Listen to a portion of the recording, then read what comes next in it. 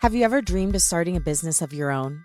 Often, when thinking about going into entrepreneurship, it feels overwhelming, like you just don't know enough, like it's too daunting to even know where to start. But it is possible, and you can do incredible things when you put belief and hard work behind your vision. Today's guest will share tools on how to do just that, revealing her journey of starting a company at just 7 years old, turning it into a thriving business, and eventually becoming the youngest person ever to grace the cover of Entrepreneur magazine. Welcome to Unleash Your Inner Creative with Lauren LoGrasso. I'm Lauren LoGrasso. I'm an award-winning podcast host and producer, singer-songwriter, public speaker, and creative coach. This show sits at the intersection of creativity, mental health, self-development, and spirituality, and it is meant to give you tools to love, trust, and know yourself enough to claim your right to creativity and pursue whatever it is that's on your heart. In the month of April, Unleash Your Inner Creative is collaborating with my alma mater, Michigan State University, and their student-run radio station, the Impact 89 FM. Each week this month, you'll hear from a remarkable MSU student or alumni who is doing great creative work out in the world and or on campus. These episodes will air both on the Impact 89 FM as well as on the usual Unleash Your Inner Creative podcast feed. So if you're listening on the radio right now, hi. Welcome to Unleash. I am so happy to have you in the creative community. If you like what you hear, you can go to Apple Podcasts, Spotify, or wherever you get your podcasts and subscribe to learn more about the show and hear more episodes. It's also great to leave a rating and review. And if you're a regular Unleash listener, you can check out the Impact at impact89fm.org for more info on the station, for their shows, and to listen live. Also, before we get into the content today and to our amazing guests, I do want to let you know that Unleash Your Inner Creative is nominated for a Webby Award. This is a huge deal for anyone, but especially for an indie podcaster because big deal people are nominated for Webbies. I mean, I'm talking like the Today Show and the Tonight Show and Unleash Your Inner Creative. It's huge, and I'm so honored to be amongst these amazing nominees in my category of creativity and marketing. And Unleash is by far the smallest company that is nominated. And so we really need our community to show up and support us. So if you're interested to learn more and want to support the show, check out the link in my bio or search Unleash Your Inner Creative on the Webby Awards website. Okay, now to the guest. Today's guest is Alina Morse. She's an entrepreneur, CEO, and the founder of Zolli Candy, the clean teeth company. She's also a freshman at Michigan State University. She made history by being the youngest Inc. 5000 CEO, and as I mentioned, she's the youngest person ever to grace the cover of Entrepreneur magazine. With a line of over 10 products and distribution in 20,000 stores in the U.S., as well as in over 12 countries, Alina continues to drive growth and innovation in the candy space. In addition, she's done a TED Talk, she's been on Good Morning America, Dr. Oz, and she's a verified influencer. I wanted to have Alina on because she has a truly incredible story, and I find it fascinating and inspiring that despite the fact that she already had a thriving business upon entering college, she still wanted to go to Michigan State and get her degree. It really is incredible to know that if a little kid, aka Alina's younger self, believed in herself so much that she started this huge business when she was just 7, what could we do being our full-grown adult selves? We can all gain wisdom from Alina's story. From today's chat, you'll learn what goes into creating a good pitch, how to move past self-doubt, ways to tend to your mental wellness, Alina's best leadership tools, the fun in learning and education, and much more. Okay, now here she is, Alina Morse.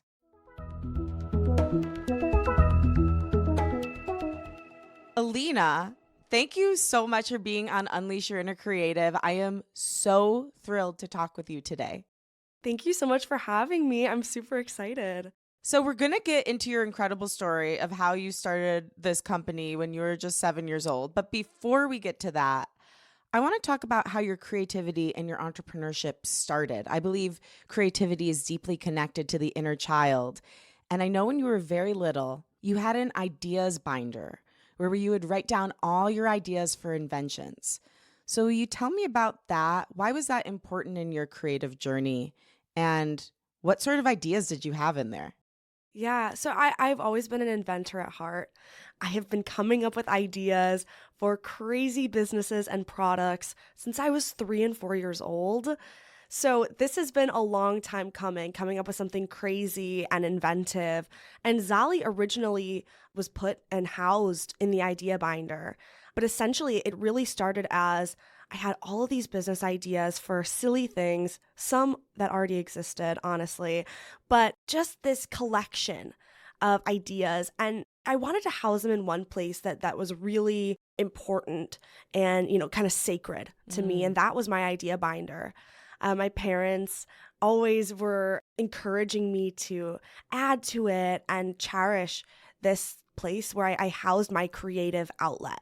And so that was really an integral part of my growing up, and my Zolli story is this binder and having the idea for Zolli candy at age 7, but already having this binder full of products and ideas and inventions. Do you still do that to this day? Keep a running list of ideas? I wish I could say yes, truly. I do. I'm very busy, but I also try to keep running lists in kind of sacred places, notebooks or Excel spreadsheets. Love that. Very sacred Excel spreadsheets of ideas for Zolli and ways to better my business and dream collaborations and goals and aspirations. I'm a very much so list-based, goal-based person. I love to write things out. I feel that it's the best way that I achieve and accomplish. And I definitely encourage others to do so as well, because I feel like that act of writing something out, writing out a plan, writing down your goals, your dreams, it makes it so much more likely that you're going to achieve it. It's very tangible. I'm all for writing things down. I do not have a 2024 version of the idea binder, but maybe like someday down the road, post Zolli, I'll start that up again. Yeah. And it sounds like you have different little versions of it that work for your current iteration of your business. And that's such a great tip for anyone out there who's creative, who's building something, to keep a running list of ideas. And then when you're feeling creatively blocked, you can go back to that and start to implement them. Absolutely. Let's get into your company, Zolli Candy. You got the idea when you were just 7. So let's talk about, how did it go from a 7-year-old being like, I know how to hack the system and have candy every day of my life, to a full-blown company, to where you are now? Yeah, I found the loophole for sure in eating candy.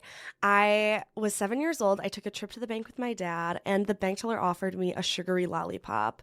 And I feel like this is a universal experience. Correct me if I'm wrong. But my parents always told me, no, you can't have candy. It's too much sugar. You're going to get cavities, whatever. It'll rot your teeth. Fine. And I feel like that's how the conversation always went. No, you can't have candy. Okay, fine. Moving on. But being the tenacious and stubborn kid that I was and am still today, I said, well, why not? Why can't I make something that's delicious, that's fun, but it's also healthy? It could clean my teeth, it contributes to proper dental care or whatever. But the root of it was that I wanted to have candy without my parents saying no. And I asked probably 100 times, when are we going to make these lollipops? When are we going to make this happen? How can I create this candy? My dad gave me the advice that he always did when I had a business idea. He said, write down a plan. And so I wrote out a business plan in my idea binder. And then the real work started. I started to research on Google, on YouTube, on LinkedIn, finding connections of 3rd and 4th generation candy makers, reaching out to manufacturers, food scientists. Can I ask you, how old were you when you were doing all this? Were you 7? Seriously? Like on LinkedIn? Was. Honest to God. How did you know to do that? So it sounds very professional, but it was like keyword searching. Okay. It was like, like candy maker. Okay. People close to me that are either like able to manufacture candy, have a background in it, have a background in food science, that were like local people that I could like actually connect with. Wow. And ask them questions. And I also talked to my dentist and my dental hygienist. That felt like such a natural segue to getting into the oral healthcare space. But throughout all of this research and, finding people and just honestly looking on YouTube, like, how is candy made, and watching that video of like mass production of candy, just learning and replacing, the sugary ingredients in candy with like sugar-free alternatives or substitutes, and finding those, like, it was a long process. But during that, I learned that tooth decay is actually the single greatest epidemic facing kids in America. And that was according to the U.S. Surgeon General in 2014. And although it's not today, in 2024, the single greatest epidemic still, it's growing and it's ravaging both the nation and the world. And that's pretty devastating. It is a preventable disease in most cases. And the hard truth is that a lot of kids do not have access to proper dental care.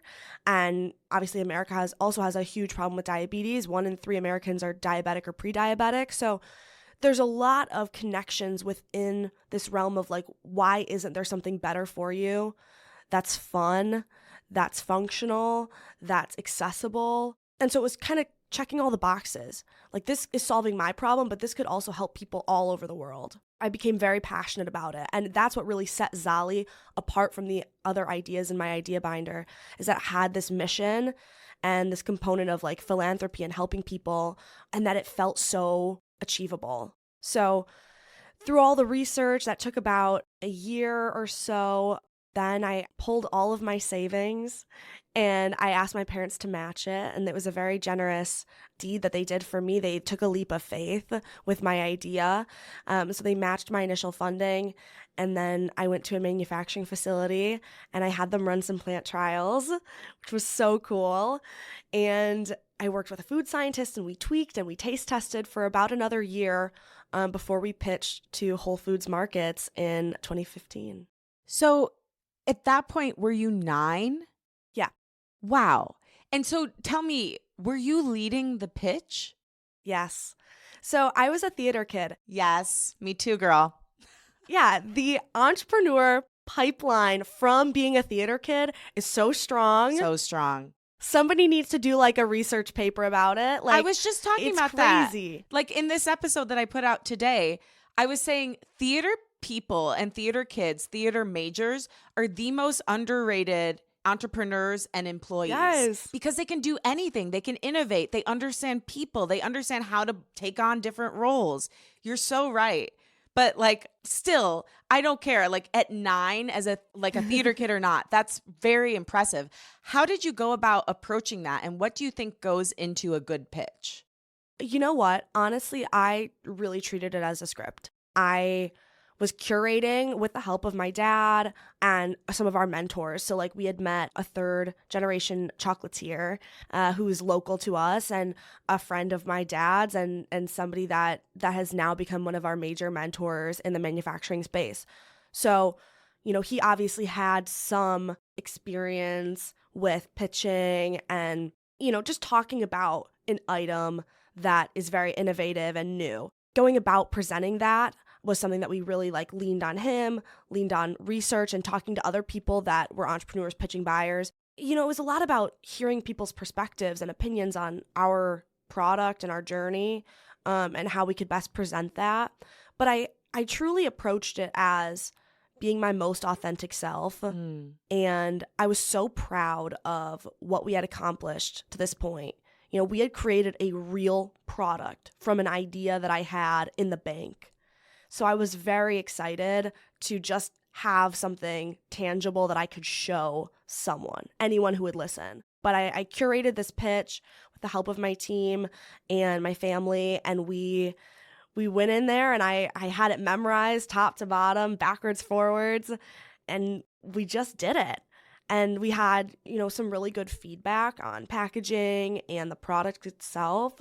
And the buyer basically said, you know, we'll let you know in a couple months if we're interested. And I really thought, like, there's no way. Like, maybe this is not going to happen. But sure enough, in I think 2 or 3 months, we heard back that they were placing a PO, purchase order. And that was Whole Foods, right? Yes, in Southern California. Okay. So what did you do in those 2 to 3 months? Because in those 2 to 3 months, a lot of times, like people who are in a similar period of waiting will encounter a tremendous amount of self-doubt, wondering, oh my God, did I do the pitch the right way? Oh, this could have gone better. Oh, they must not like it. You strike me as an unbelievably confident person. But tell me, what did you do in that 2 to 3 month period when self-doubt came up? A big part of my story is that I didn't have a lot of fear and doubt because I hadn't faced the real world of like failure. Right. And it really wasn't even an option in my mind. It was, you know, we've poured hours of time, we've poured resources. My parents have taken this chance on me. This is going to work. I'd like to say I didn't have the baggage that a lot of entrepreneurs, that a lot of adults have when looking at entrepreneurship, it's absolutely so scary. And like I have a hard time talking to young entrepreneurs now because I'm like, it is so hard. And it's so hard to not doubt yourself. But almost adopting that sense of like curiosity and tenacity and taking that leap of faith with this sense of childlike wonder, I think that's so important because that's the way that I looked at the world. Some people may perceive that as naive, but I think it's such an advantage. Oh, yeah. It's brave. It's really brave.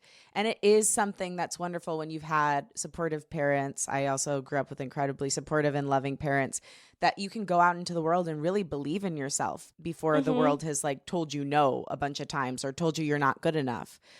I know you've experienced many different things since then because you've built a multi-million-dollar company. So there's going to be, ups and downs and peaks and valleys. How do you borrow that 9-year-old's mindset now? I have experienced entrepreneurship whilst also being a teenager, elementary schooler to a middle schooler to a high schooler to now a college student. I think I have gone through just about every emotion that both an entrepreneur and an adolescent has experienced, and they have been simultaneous, which is pretty insane. Oh my gosh. But I think it's put in perspective that business is not that bad compared to the mean, evil things that like little middle school kids would say. So I have always sort of had to have this thick skin and tough outer shell because I was the only girl in the room in the industry. I would walk in and people would think like, it's not bring your daughter to work day. Like, what's going on? And then I would go to school and I would feel out of place. Yeah. I went to public school my entire life and there was nobody that was doing entrepreneurship or exploring it. And that was very isolating as well. And don't get me wrong, like I had a lovely childhood. I had a lot of friends, but there was, of course, like mean, nasty kids and mean, nasty people in the industry. So for me, like I had to really empower myself from within and surround myself with like only the best people that were going to support me. Only the friends that I felt were on my side 100% of the time, regardless if I had Zolli or not. Only like the family that I felt, which is like my whole family, that was like so supportive and like always lifting me up and like keeping me out of the comment sections of like YouTube videos. And it's so hard to fall into the trap of self-doubt and just the meanness of the world, even as somebody who you would think like, I run a nonprofit. I make candy that helps people smile. Like, how can people find a way to hate on me? Because they're jealous, to be honest. I mean, I think here's the thing. A lot of people look at someone like you who is so unbelievably accomplished and so driven and so smart and really sure of herself. And instead of letting that inspire them and be like, oh my God, she did it, so I could maybe do it. They project their self-doubt onto you. And I wanted to ask you about that because Barbara Corcoran said to you, how old are you? You answered 15 when you met her. And she said, you conduct yourself like you're 25. You're actually intimidating. I think that when you are just like, you are a powerhouse of a human being, people who are not healed are going to project that emptiness. That's not what Barbara was doing. I want to be clear. No, yeah. But some of these middle school girls that you're talking about, they're going to project that emptiness onto you because they're feeling bad about themselves. Yeah. So how have you dealt with that and kept your sense of self and self-love through all those things?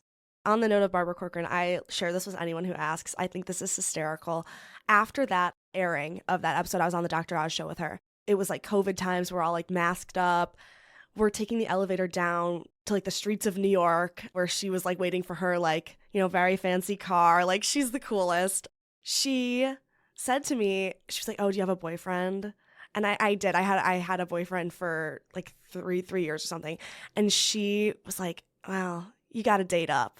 She goes, go a couple years up. I thought it was hysterical. She's so real. So, yeah, like not only did I get good business advice, but I was like getting dating advice. And I just thought it was like incredible. But on the self-doubt note, like I said, I surround myself with the right people. Yeah. I think it's super important. You have to also empower yourself from within. And if there's unresolved like feelings of I'm not good enough, like at what point do you have to push those aside and give yourself that tough love? And just realize like, stop letting the outside hate in because it's so harmful. You're a boss. Get over it. Like, you need to be so strong for yourself if you're going to be strong for your team. If you're going to be a leader, if you're going to be somebody that you want other people to look at and think that's an inspiring story, that's what I want to be that person. Wake up every day. It's an active choice to let like hate in. And anybody that says otherwise, I don't think that's true. Sure, it's hard to ignore or like not allow people's opinions of you to seep in and internalize that. But it is a choice. And so I actively wake up and make the choice to not surround myself with people that are not, supporting me, that I'm not obviously supporting back as well. Like, the vibes have to be good, or else like I'm not going to be my most productive self, my most efficient self. And I have to be that for my team because I have people relying on me, and I wake up every day with this mission in mind of like, I want to help people smile. But if I'm not smiling and if it's not coming from a real place, then like that's not real. And then that's not an inspiration. Yeah. And it's like, no, I'm not like smiley bubbly all the time. Well, no one is. But it's very real. It's an active choice to be that way. Yeah. I mean, you mentioned the pandemic. There's been so many difficult things on top of you building this business and being a kid and being in a relationship and like having your family, having your team. How do you tend to your mental health through all this and make sure to take care of yourself? Yeah, I play tennis.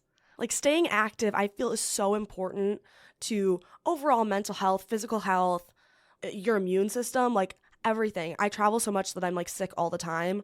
So I feel like having something that encapsulates just like wellness and mental wellness as well has been really crucial. I've met some of my best friends playing the sport, played it through high school, and I actually started because of the pandemic. Both my parents have always played, recreationally and on leagues, but I was a competition dancer for over 10 years, and I couldn't go into the studio. I couldn't, participate, and so I had to find something else. And a couple of my friends were trying out for the high school tennis team, and I was like, I can do that outside. And I just went all in, and that is one of my passions. I play on the MSU club tennis team. So incredible.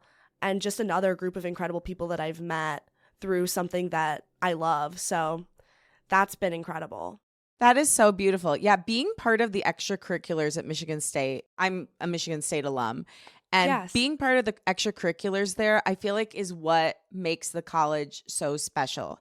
It's really, to me, like the community of MSU, because that's what started my career. I moved out to LA for an internship on the Ellen Show because of somebody I met in Michigan State, because I was going around my junior year of college in the theater department being like, I really want to intern on the Ellen Show someday. I didn't know anyone who was on the Ellen Show, but my friend Brandon Piper, who is a theater, actually graduate student at the time, was like, I actually have a friend who's a PA there. Let me introduce you. And that's what is different, I think, about Spartans as opposed to anyone else, is the heart, the care, and the genuine desire to help each other. My dad said this to me. My dad's a Spartan. He said, there's two major schools that you think about when you think about Michigan, the state of Michigan. And one school, it's the students against the school, per se. And one school, it's the students against each other. And I said, I want to go to the school where it's the students together. That makes me want to cry. It's so true. It is so true. I hate that Michigan State gets demoted to like a party school. It's so not true, right, Alina? It is so not true, first of all. And it is so much more. Yeah. It is this community of people that anywhere you go, you see someone wearing, a Spartan shirt, you say go green, they say go white, and it's like immediate connection, instant. There's alumni networks in almost every state. It is so incredible to be a part of this community that is so humble and willing to support one another and empower one another. And I feel very grateful and super excited that even as a freshman, I have been reached out to numerous times throughout this year to act in that sort of mentorship role as well within the Entrepreneurship Institute, which I also can't say enough good things about. Yes. Shout out to Aaron. He put us in touch. Obsessed. Love Aaron. And Broad as well. Yeah. Just the connections. Oh, I think this person could help you out. Oh, we could learn from each other. Let's collaborate. Let's let's make this happen. It's just not even a question in my mind that if I ask someone for help, they're going to be there. And I think that that's really special. It is. And it's different than other places. It's certainly different than the other school, which we won't be naming. But I totally agree. And I've seen it so many times throughout my career and my life. And I'm curious because, I mean, I guess we didn't really finish because you went from Whole Foods to now like you're in tons of retailers. Yes. So I want to finish that story, but I also, like a little precursor, I want to ask you why you decided to go to college, because I think that's probably pretty interesting and I'm curious to know about it. But first, let's talk about what happened after that Whole Foods meeting. Yes. So, I waited and we worked on the product. We worked on the critiques that we were given, and that was really good feedback. And then we faced a really big roadblock. We got on Amazon.com, and that was super exciting. Naturally, it was really exciting. And also, Amazon has evolved and grown a ton since 2015.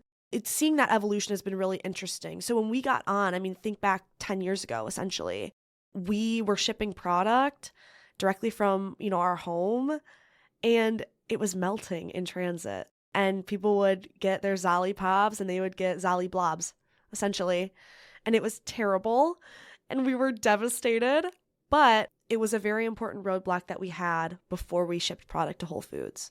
We went back to our manufacturing partners, and we figured it out, and that was a point of realization that was really unique to me, because throughout this entire journey up to that point, I thought, this was a good idea.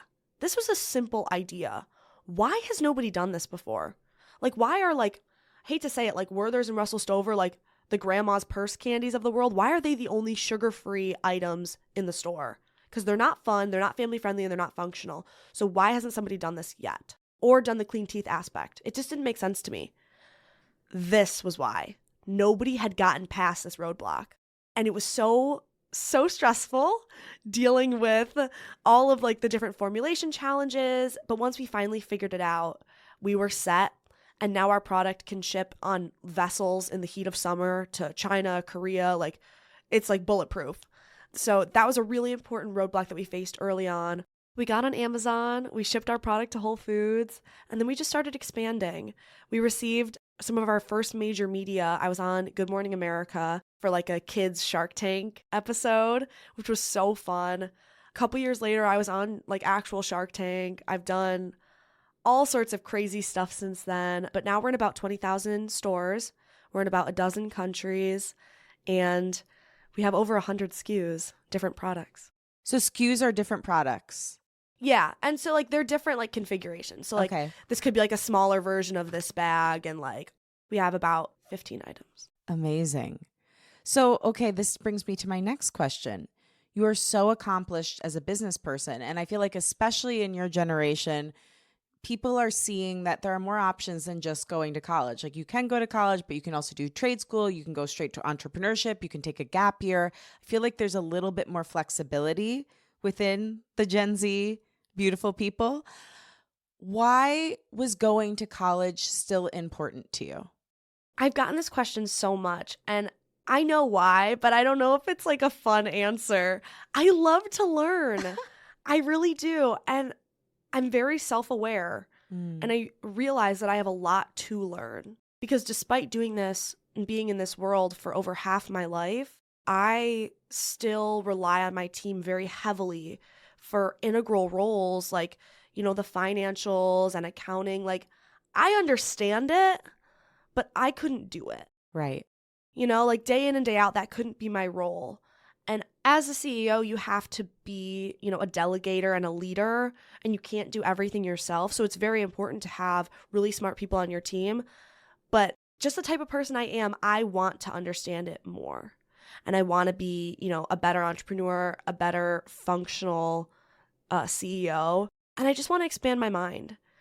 And it's kind of a twofold answer. I also really wanted to find my people. I actually wasn't even going to come to MSU. I've been a Spartan my whole life. My dad went here. I really wasn't going to come to school here.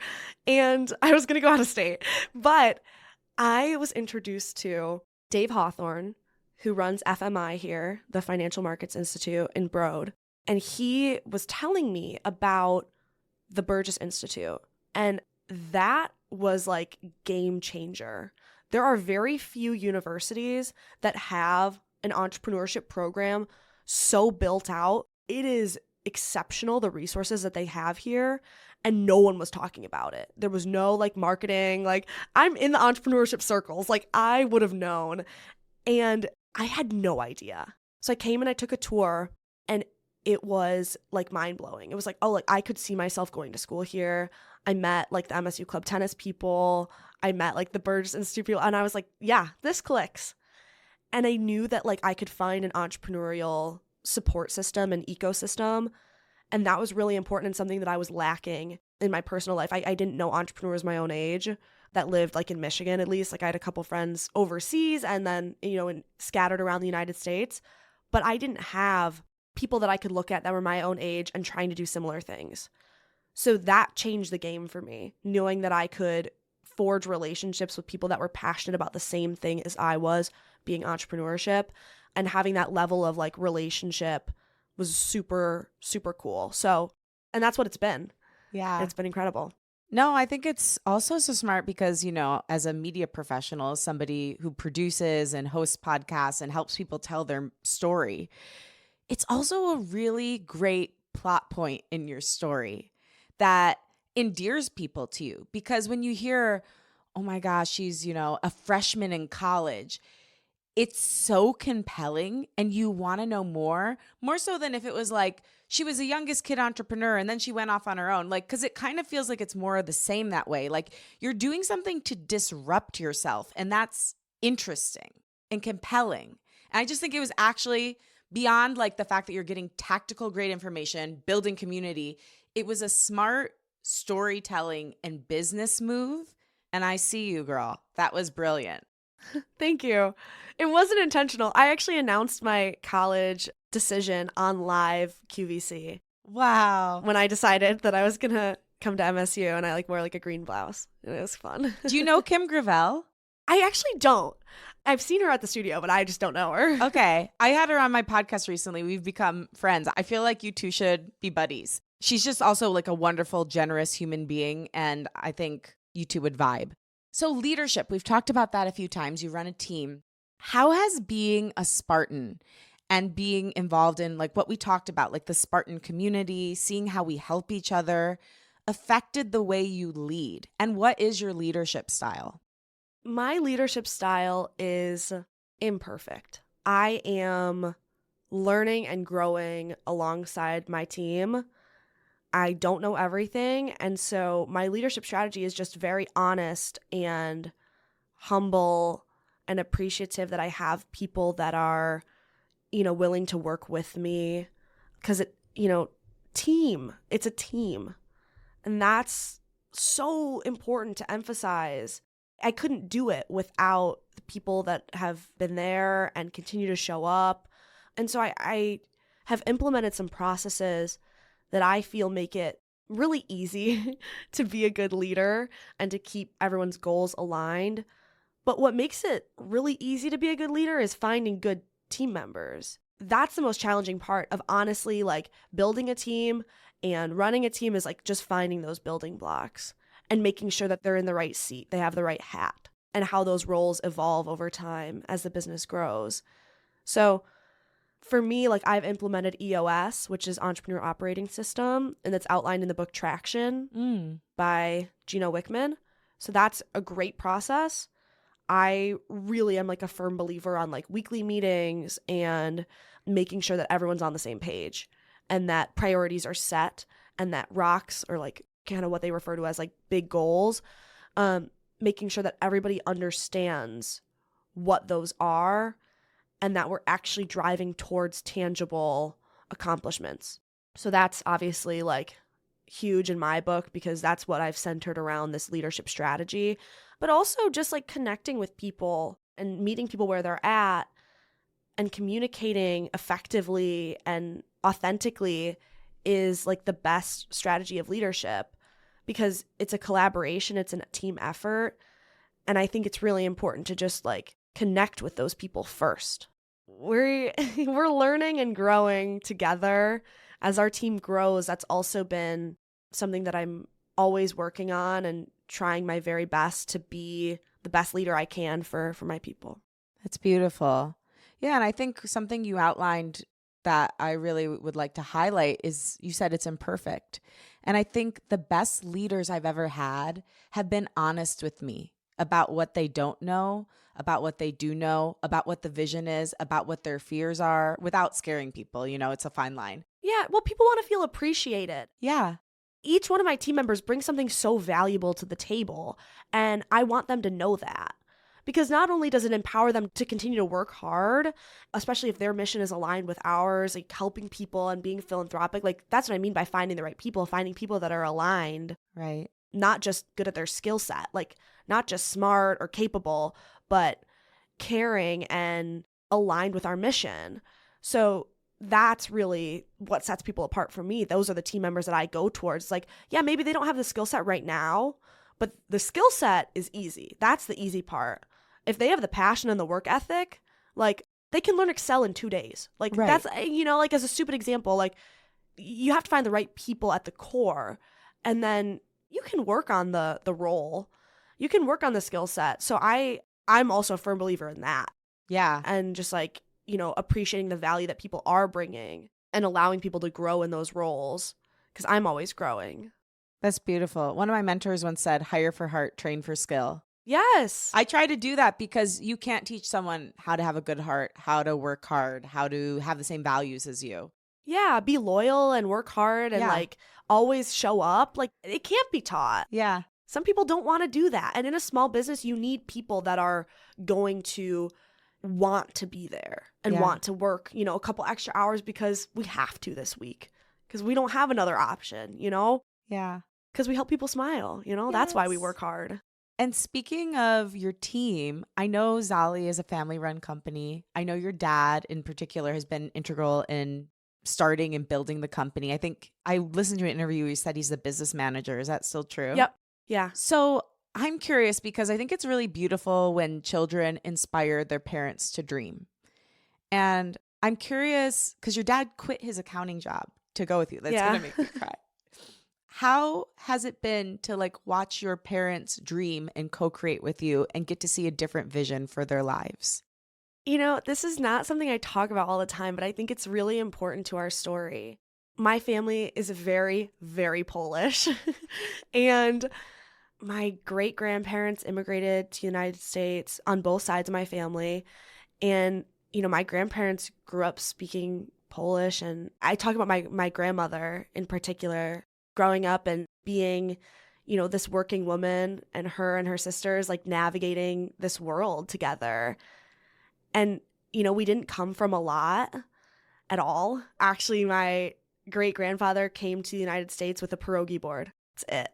And my maternal grandfather was an entrepreneur and started an advertising agency. And my grandfather on the other side of my family, my paternal grandfather, had an auto parts shop about 5 minutes from where I grew up, which I didn't even know about until a couple years ago, which I think is like insane. So I come from hustlers and entrepreneurs and people that have worked their butts off and still been at the bottom. And I feel so grateful to have this opportunity to be supported by my parents and get to wake up every day and live out literally the American dream. It hasn't been handed to me, but the opportunity that I can actually change the trajectory of my parents' lives, both economically, socially. They've worked so hard for my sister and I, so incredibly hard. And the fact that I get to work hard and then, hopefully one day get to take care of them beyond what they could maybe imagine is so incredible. They've taken this journey with me and seen my crazy, ambitious ideas through. It's not possible without them. They saw that little girl that loved to act and be theatrical and express herself and have crazy ideas, but be so stubborn and tenacious that it was going to happen. And they let me fly. That doesn't happen. That takes really special people. I just feel very, very grateful that I get to take them on this journey and show them that like we can change the world. It doesn't matter where we come from. And that I can almost see this line of entrepreneurship through in my family as well. I think that's so special. So I hope like all my entrepreneurial ancestors are proud of me. And you're touching on something so important, Alina, because that is a thing. Like you're completing a karmic cycle. Like you're taking what they started. They were the original investors. yeah. And you're taking that investment that they made in their future generations and you're making good on it. Yeah. It's so special. I do look at like the lineage, and especially both of my grandfathers on both sides, or my great grandfather and my grandfather, like their entrepreneurial ventures like are so inspiring to me, because like they had it so much harder. There was no social media like promoting, like advertising in like the 70s. Like what? Like that's crazy. But like here I am given this opportunity to like make something happen. And everybody has this opportunity, like truly. And it's a very common misconception that I come from money, or that I'm like this like hoity-toity richie gal. I'm not. And I've hustled and bootstrapped to make this happen. And it's because I'm passionate about something bigger than money, and it's helping people smile and helping to hopefully change the world and inspire young girls that they can be entrepreneurs too. There is so much heart and depth to what appears to just be like a bag on the shelf. It's not. It's so much deeper than that. So I feel very, very fortunate that I get to, do something that I'm actually passionate about every single day. So beautiful. Hi, creative. If you love the show and it has meant a lot to you, think about sharing it with your friends, family, and anyone you think would love to hear it.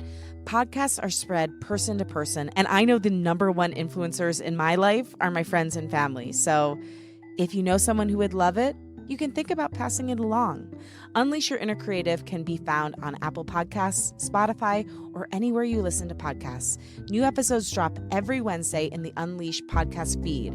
Remember, during the month of April, you can also listen to Unleash on the Impact 89 FM on Wednesdays, live from 12 to 1 p.m. Eastern Time. Okay, now back to the podcast. And what would be your advice to either a student listening who wants to become an entrepreneur, or a young girl listening who's like, wow, I love what Alina did. How can I do something like that? What's your best advice for them? Go for it and find that piece of heart and that mission that'll drive you to achievement. It's really easy to be motivated by shallow things, but that doesn't always get you so far. And I truly believe that I am where I am today because of the prospect of helping people and this mission that's deeper than just myself. Stay tenacious and stay curious and stay fun and always ask questions. Just maintain a childlike sense of wonder and excitement about this opportunity that you have to take control of your own life and change the world, because it's right there. Especially if you're a student, there's so many resources. Put the work in, put the time in, find what you're truly passionate about, and just go for it. Beautiful. And I know you have a new product. Yes. Can we talk a little bit about that? Tell me what it is. I'm super excited about it. Yes. So we have made history, which is such a cool thing to say, and I keep saying it. We have made the first ever in the world zero sugar gum-filled lollipop. So think blow pop, but better. So there's Zolli gum pops, the little blowing bubble, if that's indicative. But we're super excited. It's zero sugar. It's allergen free. All of our products follow the same great attributes and benefits because we want it to be inclusive, and we want everyone to be able to enjoy candy again and fun and have that nostalgic feeling without the guilt, without the stress. So we're basically free of anything. Like, unless you're allergic to like air and fun, like you can have Zolli. Like, I'm kidding, of course, but you're gonna be okay. Yeah. And so this has been 4 or 5 years in the making, this product. It was like a crazy idea, and it has been exceptionally difficult to make. So we're so proud of the way that it's turned out. Oh my gosh. Well, we'll definitely share how people can go find those because they sound Delicious. So final question or questions. It's a two-parter for you, Alina. I want to go back to our sweet little 7-year-old Alina self. And since we talked about creativity being with the inner child, your story is just like a beautiful example of that and of following your intuition and your heart. If you and this younger version of yourself, the 7-year-old version, were standing in the same room looking at each other, what would you say to her and why? Do not even spend another moment comparing yourself to anyone else or giving thought or time to anything less than you deserve. I am a teenage girl. I, of course, have spent time thinking about stupid boys, stupid girls that have hurt my feelings. I want to give her a hug, first of all, and say, girl, you don't know what's coming, but you are just going to love it. Soak it all in and don't even let any of that negativeness into your sunshine. And what do you think our sweet little 7-year-old Alina would say to you and why? I think she'd say, oh, Alina, like, you look great. Like, I mean, killing it. We weren't sure how that was going to happen, but like, I guess we got from point A to point B. No, genuinely, I think she would be speechless that we did it. Like, this is success in my mind, that we have built something that has a legacy and an opportunity to really help people for years to come. That was the goal, to make a mark. And it's only sweetness from here on out. Like, I really obviously there's always going to be challenges and we face daily challenges, but I think she would look at me and just see, like, we did it. That's success. Well, I'm proud of both of you. And I just think you're an amazing example of following your intuition, following your heart, being mission driven, and saying why not, and then going for it. So thank you for inspiring me, for inspiring everyone listening today, and for continuing to listen to that sweet little 7-year-old self who has just the best ideas. Thank you, Alina. Thank you so much. Thank you for listening, and thanks to my guest, Alina Morse. For more info on Alina, she can be found on social media at Alina Star Morse, and her business, Zolli Candy, can be found at zollipops.com. And again, thank you. If you like what you heard and want to support the show, Unleash Your Inner Creative can be rated, reviewed, and found on Apple Podcasts, Spotify, or wherever you get your podcasts. It's also great to share the show with a friend and post about it on social media. You can find me at LoGrasso and at Unleash Your Inner Creative on all social platforms. Thanks to Rachel Fulton for editing and associate producing this episode. You can find her at Rachel M. Fulton. Thank you, Liz Full, for the show's theme music. She can be found at Liz Full. My wish for you this week is that you find the courage to embrace your inner child's wonder, ignite your spark, and pursue whatever dreams you have with the tenacity and heart of a true creative. I love you and I believe in you. Talk with you next week.